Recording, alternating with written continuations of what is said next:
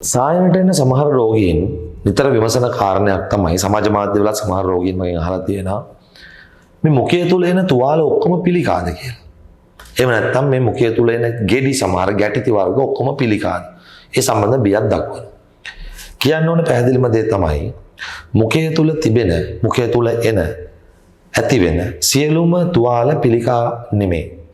ඒ වගේම සියලුම ගෙඩිත් පිළිකා නෙමෙයි. හැබැයි මුඛය තුල යම්කිසි විදියකට තුවාලයක් හෝ ගෙඩියක් අසාමාන්‍ය විදියට ඇති වෙලා එය සති ගාණක් යන විදියට කල්පවතිනවා නම් වහම වෛද්‍යවරයෙක් හමු වෙලා මේ සම්බන්ධව දන්ත ශල්‍ය වෛද්‍යවරයෙකුට පෙන්වීම අවශ්‍යයි.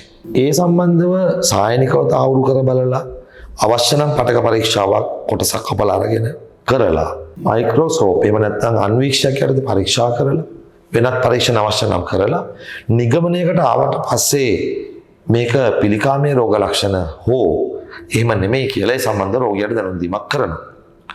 පිළිකාමය රෝග ලක්ෂණ දක්වනවා නම් ඒ සඳහා ප්‍රතිකාර තිබෙනවා. එක්කෝ අපි ඒක කපලා අයින් කිරීම, විකිරණ ප්‍රතිකාර හෝ රසායනික ප්‍රතිකාරය කියන්නේ බෙහෙත් බොන එකක් හෝ බෙහෙත් විදින එකක් හෝ මොන හරි ඒ වගේ දේවල් තියෙනවා ට්‍රීට්මන්ට් මොඩැලිටිස්. පිළිකාමය නොවන දෙයක් නම් බොහෝ වෙලාවට ඒක ඉවත් කිරීම හෝ සුව වීම සඳහා ගන්න ඕන වෙනත් ප්‍රතිකාර ක්‍රම වලට යොමු වෙනවා.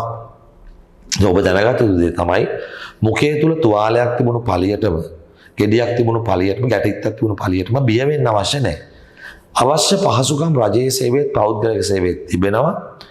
රාජ්‍ය සේවය හෝ පෞද්ගලික සේවයේ දන්ත ශල්‍ය වෛද්‍යවරයෙක් හමු වෙලා ඒ සඳහා අවශ්‍ය උපදෙස් ලබා ගන්න ලෙස තමයි මතක් කරන්න තියෙන්නේ. දන්ත ශල්‍ය වෛද්‍ය විද්‍යාව පිළිබඳව මුඛ සෞඛ්‍ය පිළිබඳව දැනුම ඔබට තවදුරටත් ලබා ගැනීමට අවශ්‍ය නම් මෙහි ඩිස්ක්‍රිප්ෂන් එකේ තිබෙන ලින්ක් එක හරහා අපගේ WhatsApp සමූහයට එකතු වන්නට පුළුවන්.